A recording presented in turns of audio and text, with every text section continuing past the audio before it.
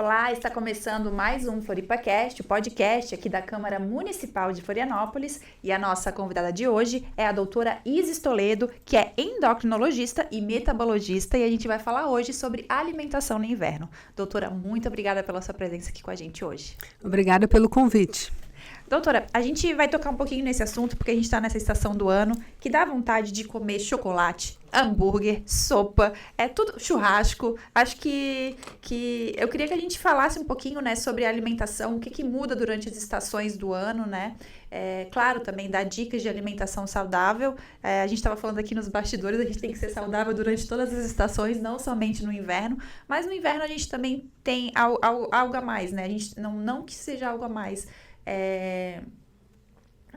A gente tem aquela vontade, parece que a gente fica com mais fome. Eu queria que você explicasse um pouquinho pra gente qual é o motivo disso. Então, o nosso corpo, ele é muito sábio e lindo. No inverno, é mais frio. E o nosso corpo, ele tem a mesma temperatura. Isso chama homeostase. A gente procura manter a temperatura corporal em torno de 36 graus e meio. Então, se está mais frio, a gente perde mais energia. Então, a gente precisa consumir mais energia. E por isso que nós temos mais fome no inverno. Mas esse aumento de fome, ele não é só com o inverno. Tudo que aumenta o nosso metabolismo, aumenta a nossa fome. Então, por exemplo, exposição ao frio, aumenta a nossa fome. Um segundo exemplo é um paciente que tem um distúrbio endocrinológico, que é o hipertiroidismo, que a tireoide está funcionando demais, aumenta a fome. Um outro ponto é atividade física. Quem aí já não fez atividade física, exercício, acontece o quê? Aumenta a fome. Então, TPM. Tudo que aí já é uma questão hormonal, mas tudo que aumenta o nosso gasto energético vai aumentar a nossa fome. E no frio acontece isso mesmo, como você explicou. E a gente estava até falando aqui também nos bastidores, que eu acho que é legal a gente trazer para o programa sobre o mito, né? Que todo mundo fala, agora vai chegar o inverno, eu vou começar a comer mais, eu vou dar uma engordada. Doutora, isso é verdade? A gente engorda mais no inverno? Se você, por exemplo, começar as mesmas coisas que você comeu no verão, no inverno você iria emagrecer. Por quê? Porque você tem um maior gasto metabólico, né, para você conseguir manter a sua temperatura. Então, você gasta mais energia, comendo a mesma coisa no verão, você iria emagrecer. Porém, quando você gasta mais energia, você tem mais apetite. E não só o que nós chamamos de apetite homeostático, que é a questão de você realmente ter fome, de você precisar daquela energia. Mas também tem o apetite hedônico. O que é hedonismo? É prazer e recompensa. E é por isso que no inverno a gente tem, eu vou comer aquele chocolatinho, né? Vou comer, você falou outros alimentos, aí depende muito também de várias questões genéticas de cada um. Mas, de fato, nós temos não só mais fome, mas mais apetite hedônico no inverno. Doutora, e como a gente consegue manter, né? Eu acho que é importante, não somente no inverno, mas como eu tinha falado ali anteriormente, durante a nossa vida, uma dieta saudável, assim, que nutra o nosso corpo de forma saudável. O ponto mais importante é você comer comida de verdade, tá? Então, esse é o ponto 1. Você ter alimentação focada em alimentos como arroz, feijão, carne, ovos, frutas, legumes. Então, isso é muito importante. O segundo ponto é que existe um controle genético do seu metabolismo, inclusive, e claro, tem pessoas que têm uma genética mais voltada a ter obesidade e tem pessoas que não têm essa genética. Isso era uma dúvida também minha, pessoal, né? Que realmente tem pessoas que têm tendência a ser magras e pessoas que têm tendência a terem obesidade. Obesidade é uma doença. Não é falta de força de vontade. Ela é uma doença crônica que você precisa tratar para sempre. Ela é multifatorial, então um ambiente é importante, mas essencialmente essa questão dos prazeres e da recompensa, da genética em si, do seu gasto metabólico em relação ao que você come, das suas escolhas alimentares.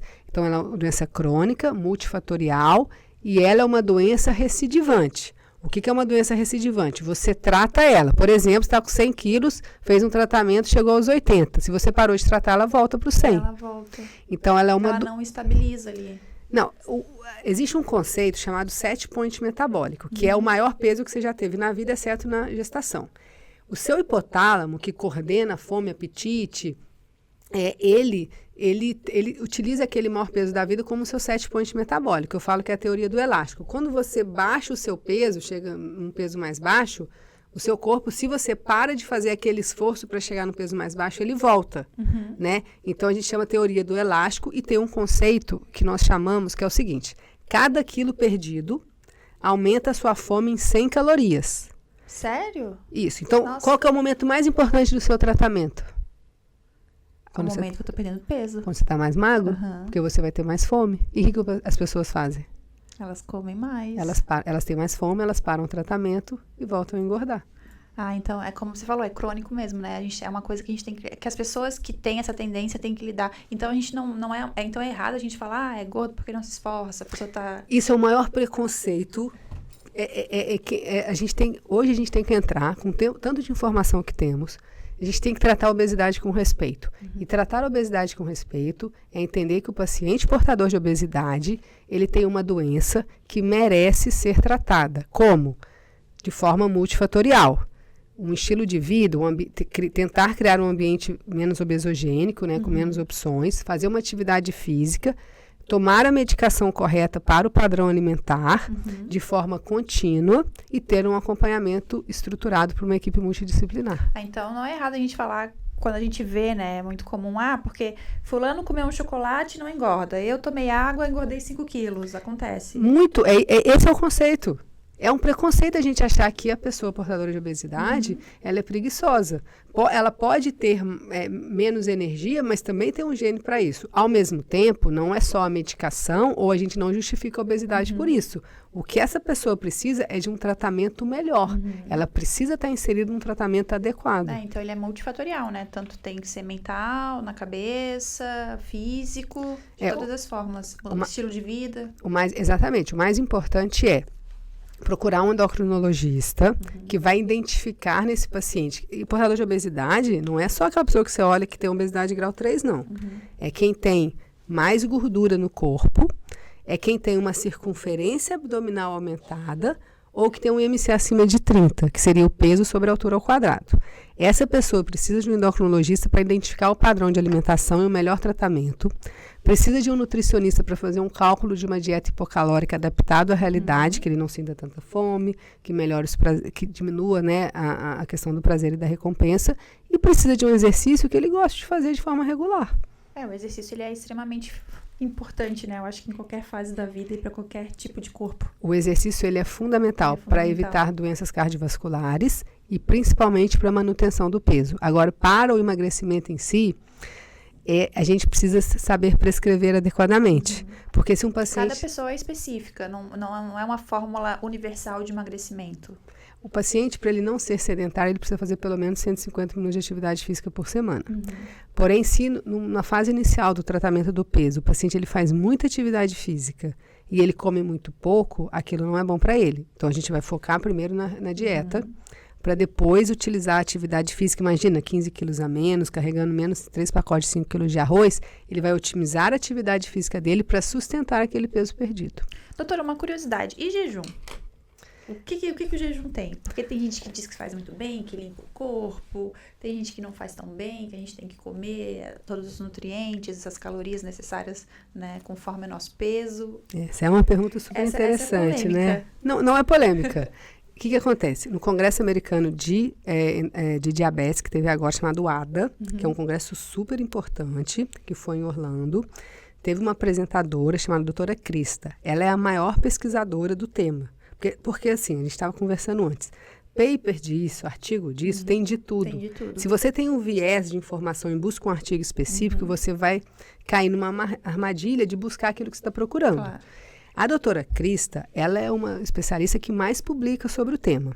Ela apresentou no Obesity Week do ano passado, mostrando que a diferença dos pacientes que comem em janelas restritas, ou seja, aquele que faz jejum, mas comeu 1.500 calorias, e o que come sem janela restrita, a diferença de emagrecimento ela é muito pequena. É muito pequena. Não existe aquele benefício comprovado, né, muito acima de mudança de célula, enfim, a gente não tem isso até na nossa prática. Mas nesse último congresso no ADA foi apresentado, muito interessante, uma palestra chamada O que é mais fácil, contar horas ou contar calorias?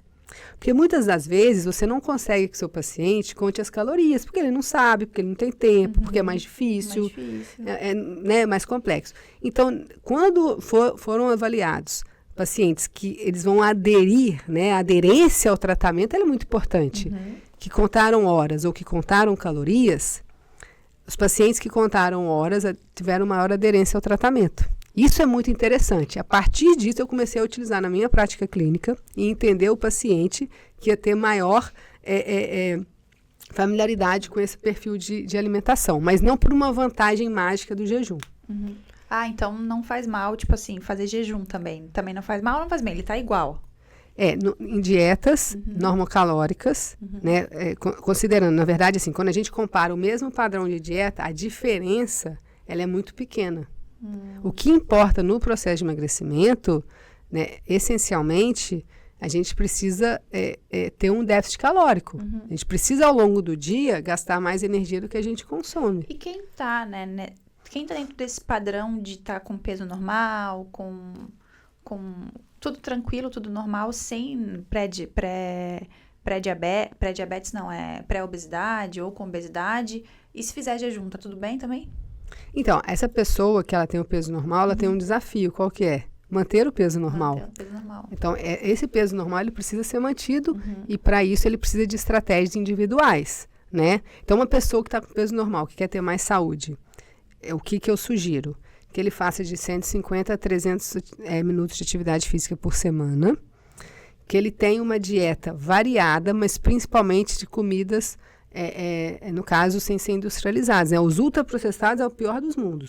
Comida de verdade, que não restrinja alguns perfis de alimento justamente para não ter nenhuma deficiência. E aí vale a pena, se ele quer ganhar massa muscular, né, para não ter uma perda de massa muscular ao longo do tempo, ele trabalhar com dietas levemente hipocalóricas e mais hiperproteicas. Então, introduzir proteínas em mais refeições do que habitualmente é feito. Doutora, vamos falar um pouquinho sobre os ultraprocessados que você falou aí, que é um câncer, né?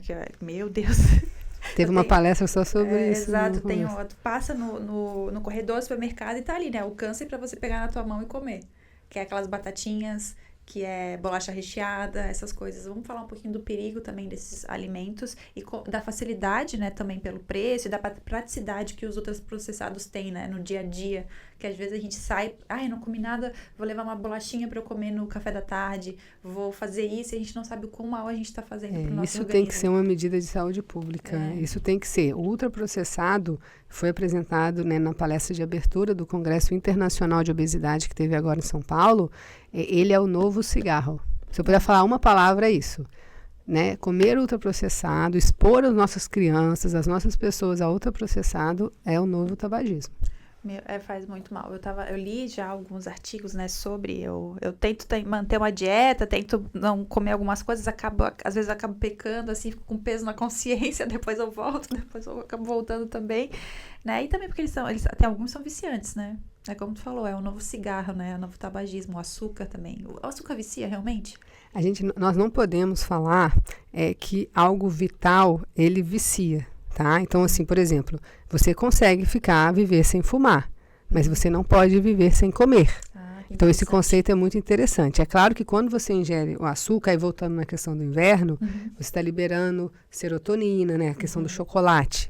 Poxa vida, é um prazer, é uma serotonina ali que você está liberando, e por isso que trabalhar bem a alimentação, e aí foi a primeira pergunta, como que eu trabalho melhor a alimentação no inverno? A gente também pode colocar alimentos na nossa dieta que liberam esses hormônios, né? No caso, a banana, ela é rica em hidroxitriptofano, a gente tem o espinafre, que pode ser feito sopas com espinafre, que é interessante. Então, dá pra gente trabalhar bem essa alimentação, voltando na pergunta do inverno, como a gente tem mais fome, a gente pode trabalhar alimentos que dão mais saciedade. E como é que a gente faz isso de forma prática para os ouvintes? Você colocando proteína no seu lanche, no seu almoço, no seu café da manhã. As pessoas falham muito na proteína, tanto no café da manhã quanto no lanche. E você colocando mais fibras. Então, não tira a fruta porque você ouviu que o açúcar ou a frutose é isso. Não. Coloca a fruta, mas você pode colocar uma aveia, né? Você pode colocar uma proteína associada, fazer uma panquequinha. Mas, claro, sem exageros, consumindo pequenas porções. Perfeito, doutora. Eu acho que era isso, assim, a gente conseguiu tirar as maiores dúvidas também. Eu queria saber se você queria deixar alguma dica, algo mais para os nossos ouvintes a respeito também de alimentação saudável. Você falou aqui agora, né, do inverno, ou alguma coisa a mais. Então, vamos aproveitar essa estação, que o nosso metabolismo está a todo vapor, então a gente não engorda no inverno, né? A gente come mais e por isso engorda. Então, vamos aproveitar essa estação, não vamos negligenciar a ingestão de água, porque como a gente sente menos sede, então vamos tomar água. Segundo ponto, não deixa de fazer atividade física, porque a atividade física é o momento do seu dia que é para você. Você está construindo seu músculo, você está melhorando a sua saúde cardiovascular, o seu condicionamento, né? Você está até melhorando a questão da sua concentração. Então não deixe de fazer um esporte que você gosta. Ah, não gosta de nada, procura algo. E na sua alimentação ao longo do dia, procure ter, não precisa fazer refeição de 3 em 3 horas, não. Procure ter as refeições básicas com todos os nutrientes possíveis e evitar os industrializados. Perfeito, acho que essa é a fórmula mágica, né? A fórmula mágica não, a fórmula básica, né? Porque não é mágica. É, uma forma também de você seguir mais, que é, porque assim, ninguém acorda de manhã. Hoje eu vou destruir meu corpo, eu vou comer um monte de batatinha, eu vou me entupir de chocolate, vou engordar, vou ficar com celulite. Não. As pessoas buscam os alimentos porque elas têm prazer, elas têm necessidade, elas têm fome, e é por isso que a gente tem que respeitar o paciente portador de obesidade. Então, a gente podia, todo mundo combinar, da gente tentar criar ambientes que nós chamamos de menos obesogênico, né? Tanto para os nossos familiares, quanto para nossas crianças e nossos amigos de trabalho. Tentar evitar expor as pessoas, principalmente com problemas de obesidade, a muitos alimentos que, no caso, são ricos em açúcares e gorduras. Perfeito. Doutora, eu queria agradecer mais uma vez a sua presença. Muito obrigada por dividir com a gente seu conhecimento, tocar também nesse assunto tão importante e trazer esse serviço para a população, que é o nosso papel aqui do FloripaCast. Muito obrigada pelo convite.